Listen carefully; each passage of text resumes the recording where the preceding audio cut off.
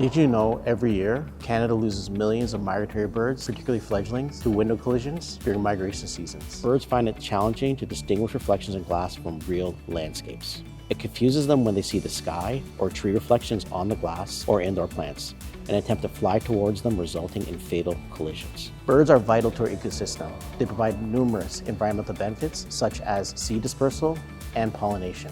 So what can we do to protect birds from window collisions, which takes the lives of 1 million birds in the GTA alone? The City of Markham has been implementing the bird-friendly design standard since 2014 for both new and existing buildings to ensure bird safety, ecological integrity, and biodiversity. These include the application of bird-friendly film to all reflective and transparent surfaces, and the responsible use of exterior lights at night.